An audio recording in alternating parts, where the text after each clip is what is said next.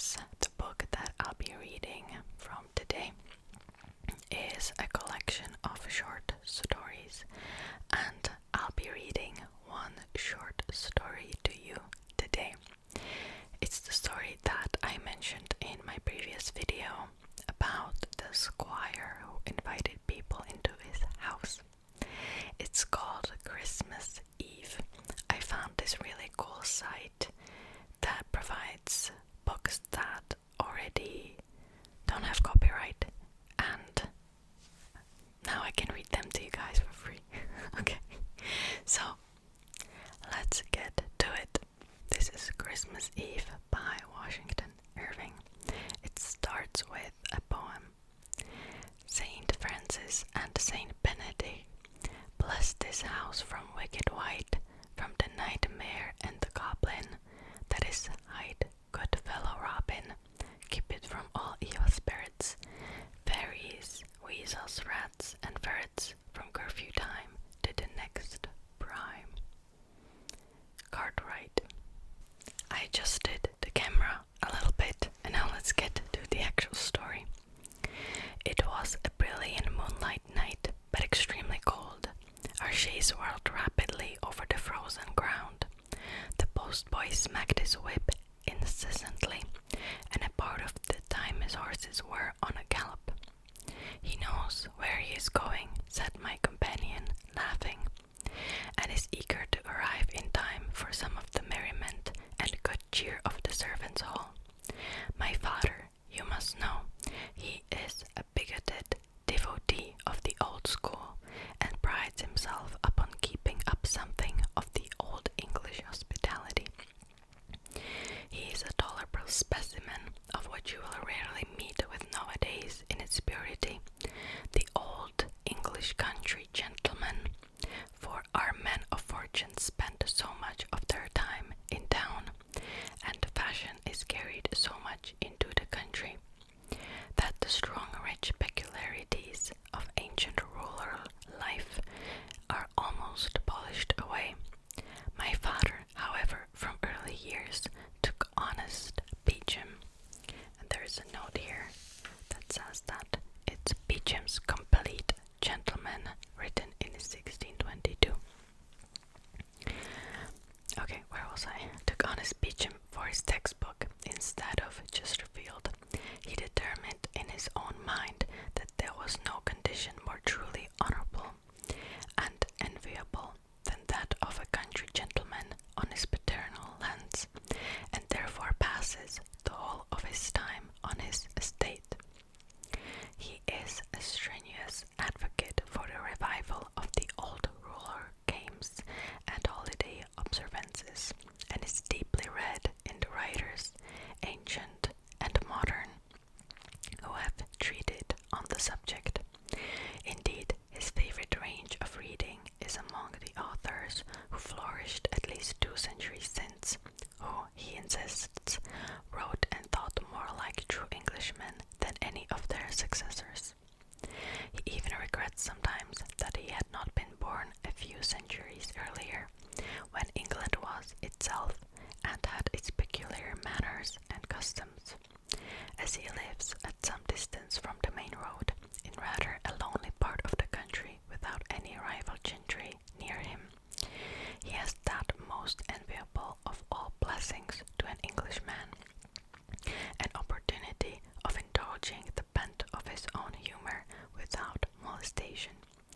Being representative of the oldest family in the neighbourhood, and a great part of the peasantry being his tenants, he is much looked up to, and in general is known simply by the appellation of the Squire, a title which has been accorded to the head of the family since time immemorial.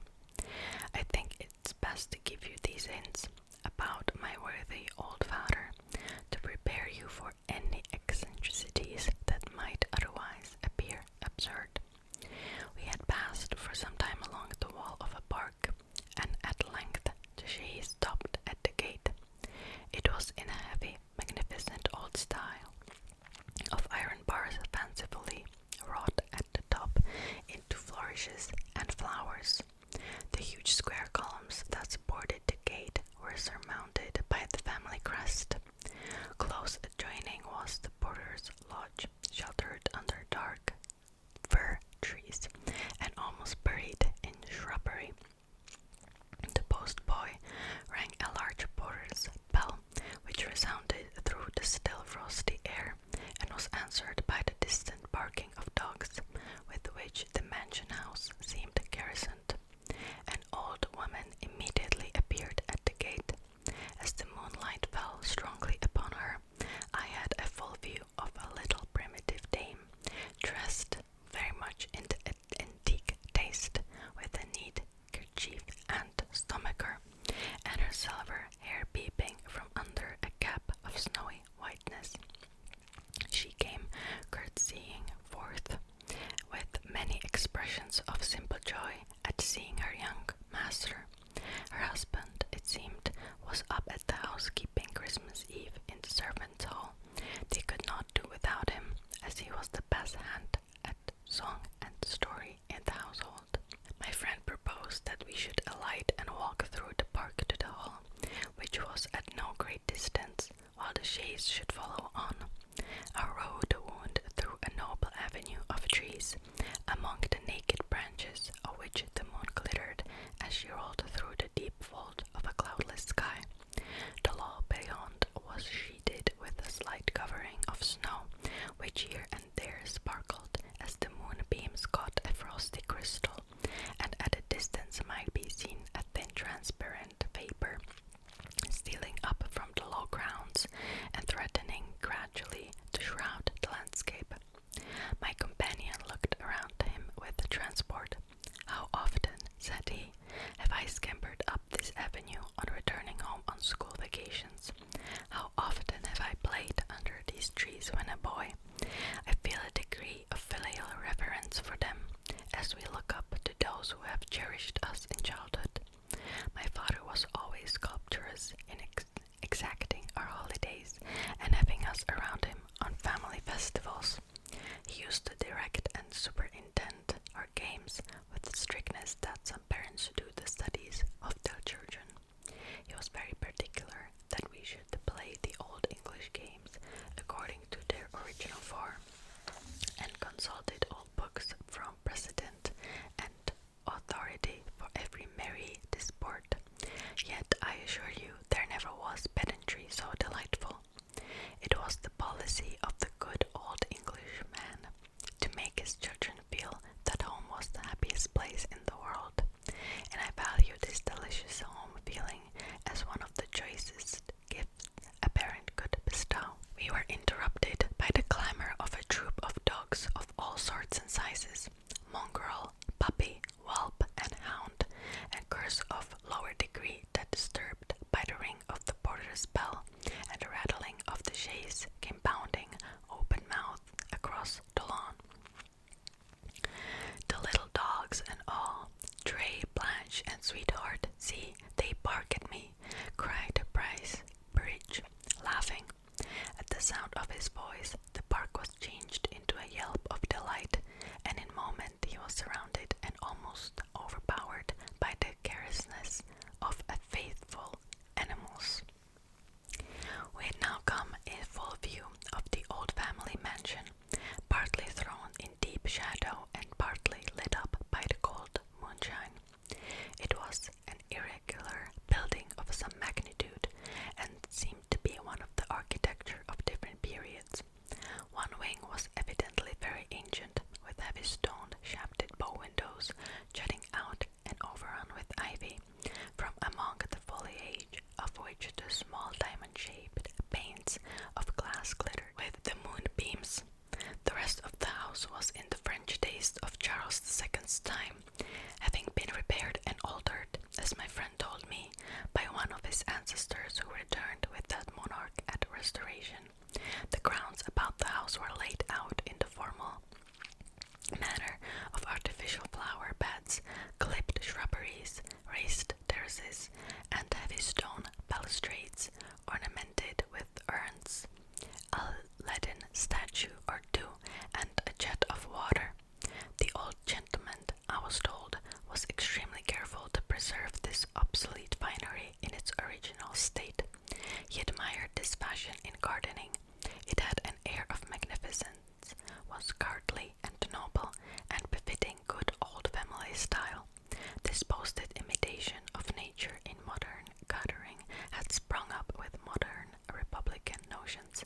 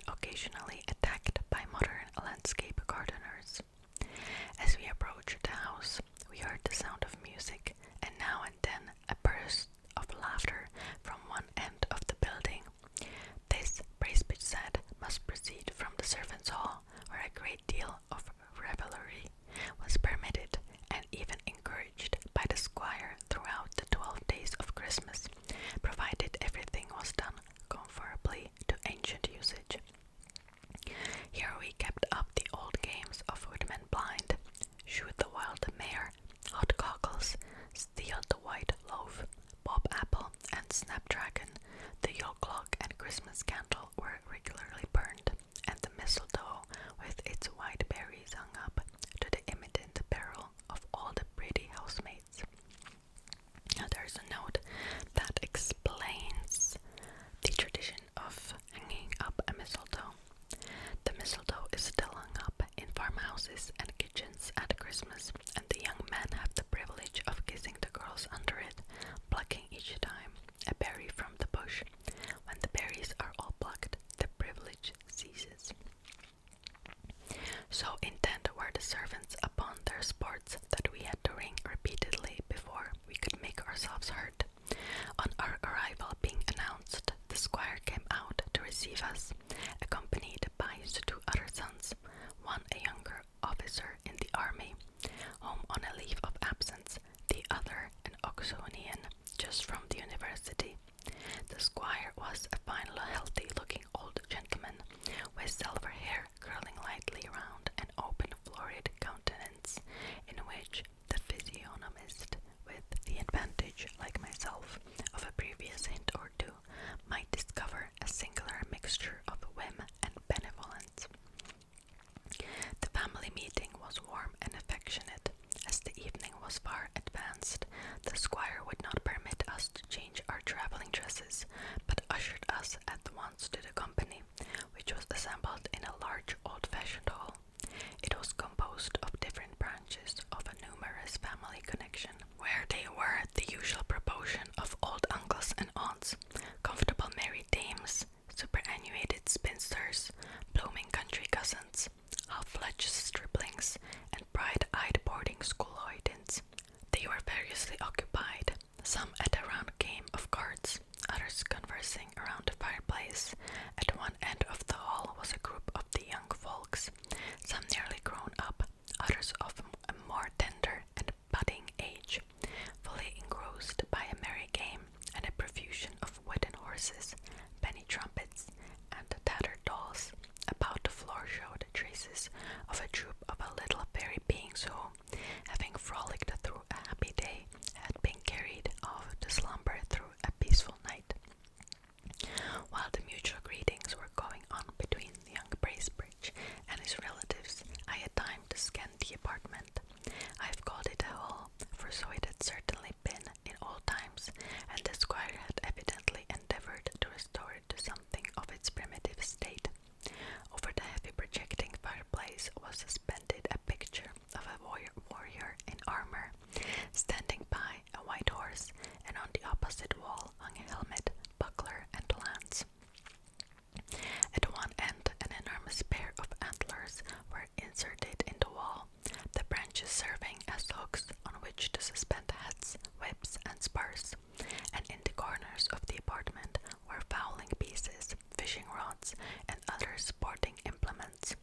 The furniture was on the cumbrous workmanship of former days, though some articles of modern convenience had been added, and the oaken floor had been carpeted, so that the whole presented an odd mixture of parlour and hall. The grate had been removed from the wide overwhelming fireplace to make way for a fire of wood, in the midst of which was an enormous log, glowing and blazing, and sending forth a vast volume of light and heat. This, I understood, was the Yule clock, which the squire was particular in having brought and illumined on a Christmas Eve, according to ancient custom. And now there is an explanation of the Yule clock. The Yule clock is a great log of wood, sometimes the root of a tree, brought into the house with great ceremony on Christmas Eve, laid in the fireplace, and lighted with the brand of last year's clock. While it lasted, there was great drinking, singing, and telling of tales.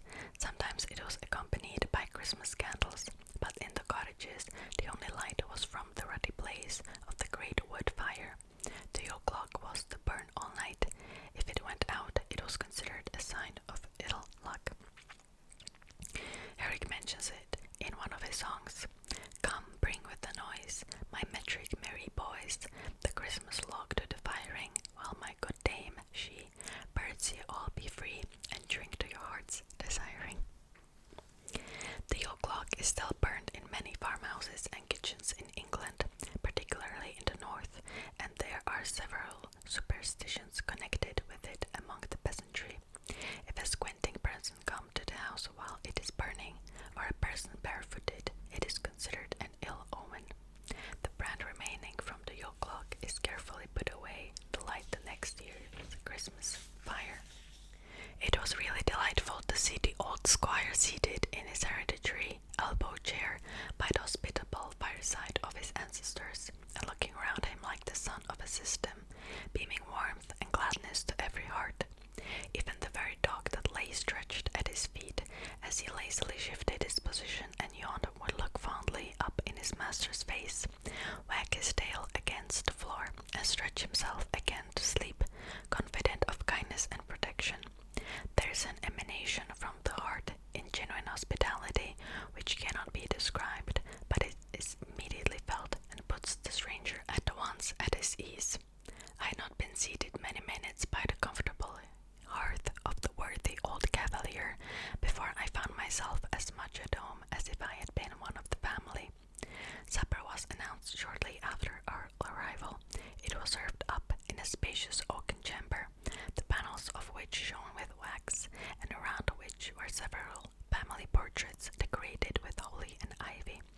Besides the accustomed lights, two great tapers, called Christmas candles, wreathed with greens, were placed on a highly polished buffet among the family plate. The table was evidently spread with substantial fare, but the squire made his supper of fromentry, a dish made of wheat cakes boiled in milk with rich spices, being a standing dish in old times for Christmas Eve.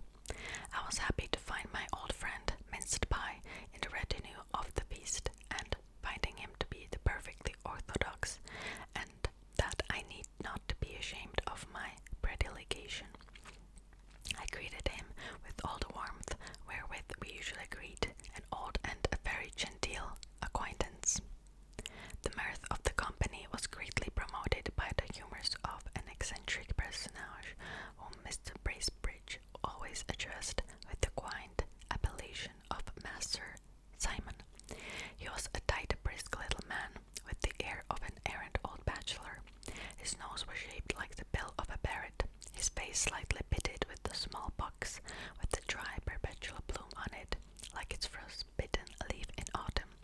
He had an eye of great quickness and vivacity, with the drollery and lurking waggery of expression that was irresistible.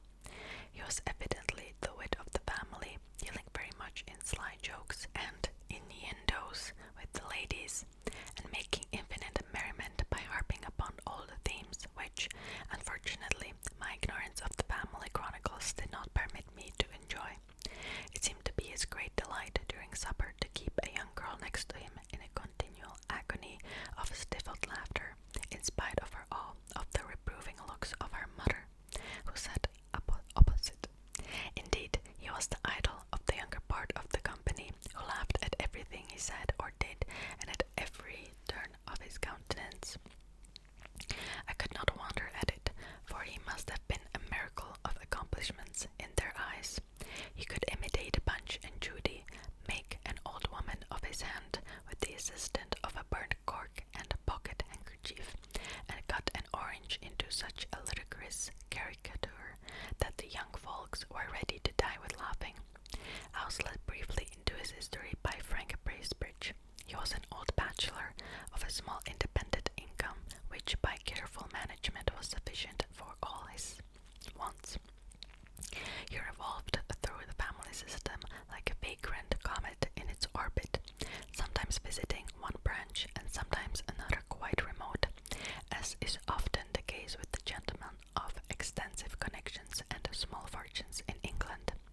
He had a chirping, buoyant disposition, always enjoying the present moment, and his frequent change of scene and company prevented his acquiring those rusty, unaccommodating habits with which old bachelors are so uncharitably charged.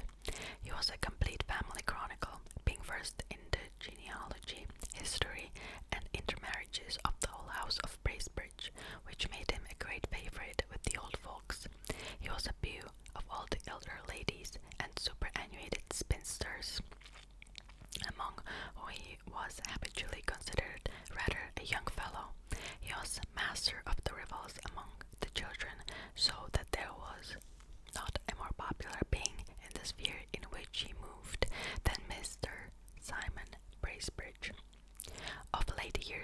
had resided almost entirely with the squire, to whom he had become affected, and whom he particularly delighted by jumping with his humour in respect to old times, and by having a scrap of an old song to suit every occasion.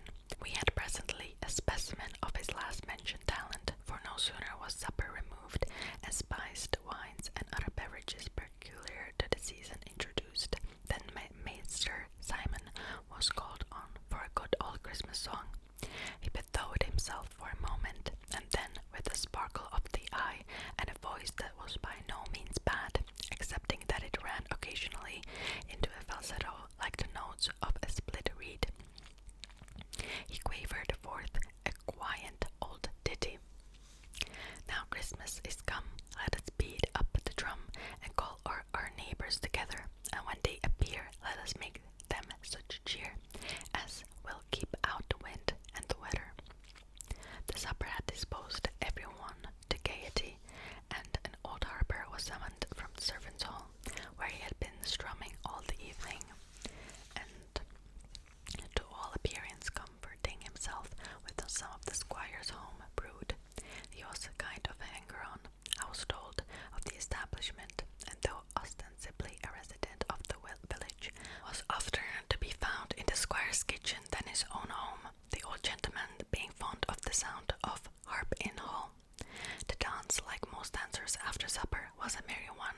Some of the older folks joined in it, and the squire himself figured down several couple, with a partner with whom he affirmed he had danced every Christmas for nearly half a century. Master Simon, who seemed to be a kind of connecting link between the old times and the new, and to be withal a little antiquated in the taste of his accomplishments, evidently piqued himself on his dancing. He was endeavouring to gain credits by the heel and toe, rigadoon, and other graces of the ancient school, but he had unluckily assorted himself with a little romping girl from boarding school, who by her wild vivacity kept him continually on the stretch and defeated all his sober attempts at elegance. Such are the ill-assorted matches to which antique gentlemen are unfortunately prone.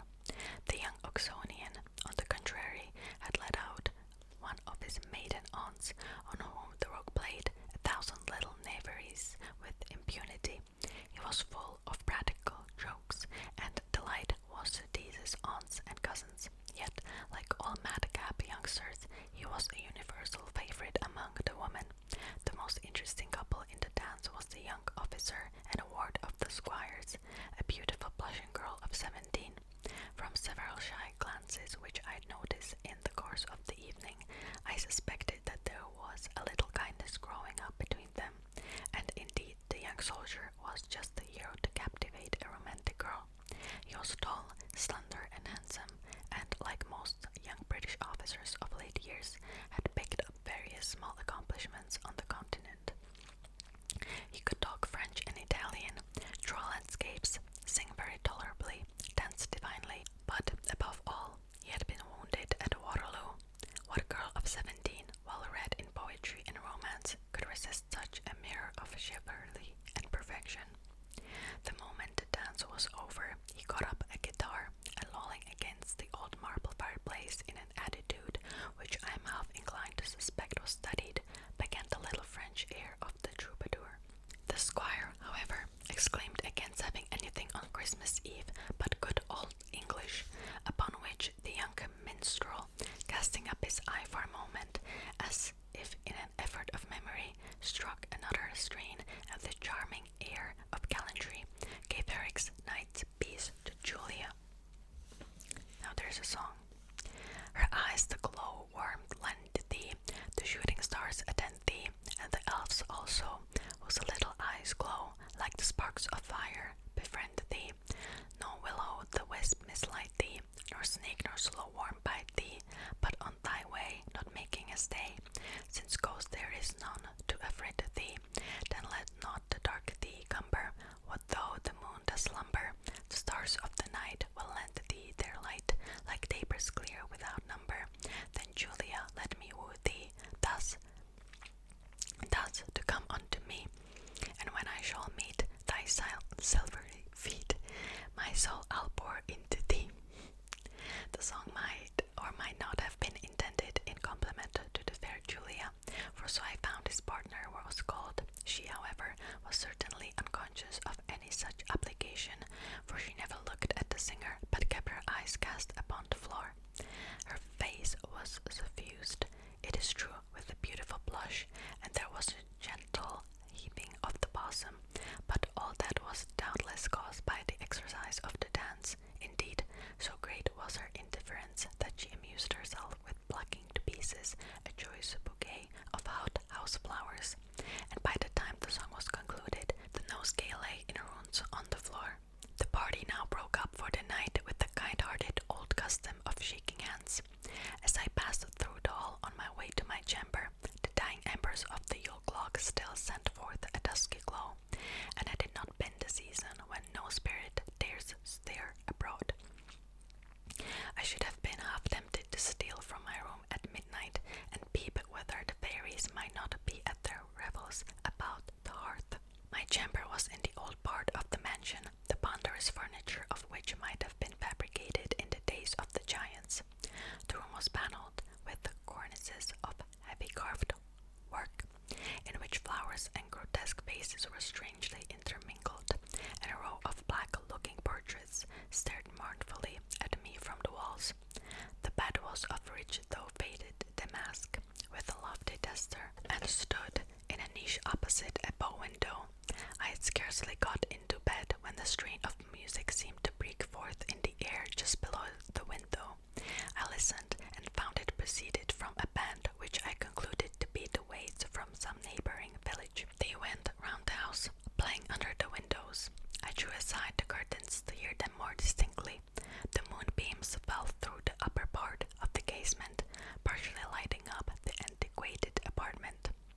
The sounds, as they receded, became more soft and aerial, and seemed to accord with the quiet and moonlight. I listened and listened. They became more and more tender and remote, and as they gradually died away, my head sunk up the pillow, and I fell asleep. So, that was it. I know that I was reading quite quickly, but it's actually quite a long story. So, I hope you enjoyed it, and thank you so much for watching. I'll see you next time.